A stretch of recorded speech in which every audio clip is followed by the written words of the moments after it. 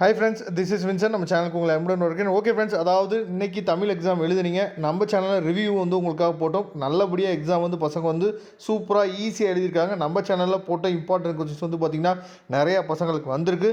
இப்போ நாம் one வேர்ட்ஸ்க்குரிய answers பார்க்க போகிறோம். அஃபிஷியல் ஆன்சர்ஸ் தான் பார்க்க போகிறோம். ஒருவேளை இதில் ஏதாவது உங்களுக்கு டவுட் இருந்துச்சு அப்படின்னா நீங்கள் என்ன பண்ணலாம் பார்த்தா கமெண்ட் பாக்ஸில் சொல்லலாம்.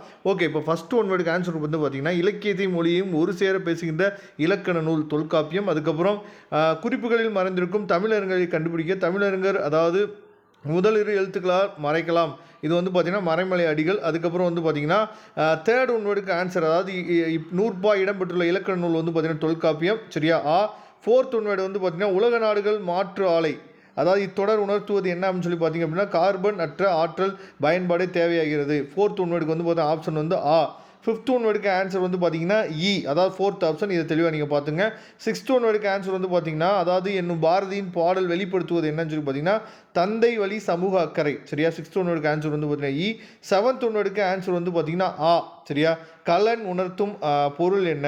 எய்த் ஒன் வேர்டுக்கு ஆன்சர் என்ற கவிதையில் அதாவது பயன்பெற்று வரும் படிவம். சரியா?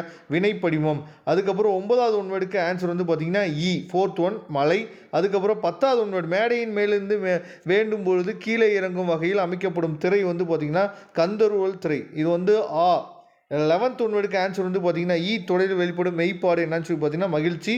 அதுக்கப்புறம் 12வது ஒன் வேர்டு காப்பியத்தின் பெரும் பிரிவை குறிப்பது காண்டம். சரியா? 13வது ஒன் வேர்டு பின்வற்றில் அதாவது தொன்மதிப்பத்திற்கு பொருந்தா ஒன்றை தேர்கன்னு சொல்லியிருக்காங்க. வயதில் சிறியோர் ஆனாலும் தலைவர். சரியா? 13வதுக்கு இ. அதுக்கப்புறம் 14வது ஒன் வேர்டுக்கு பார்த்திங்க அப்படின்னா அதாவது போன்ற நல்லியல்புகளை சிறப்பிப்பது கூறுவது என்னன்னு சொல்லி பார்த்தா பாடாந்திணை. அது பார்த்திங்கன்னா 14வது ஒன் வேர்டோட ஆன்சர். அதுக்கப்புறம் நாம் அதாவது இம்பார்ட்டன்ட் கொஸ்டின் சொல்லி என்னன்னு சொல்லி பார்த்தீங்கன்னா குருவினா, சிறுவினா, நெடுவினா, இதெல்லாம் செய்யுள் பகுதியாக இருந்தாலும் உரைநடை பகுதியாக இருந்தாலும் நிறைய என்னன்னு சொல்லி பார்த்தீங்கன்னா உங்களுக்காக நம்ம அப்லோட் பண்ணியிருந்தோம். அதுலேருந்து நிறைய கேட்டிருக்காங்க.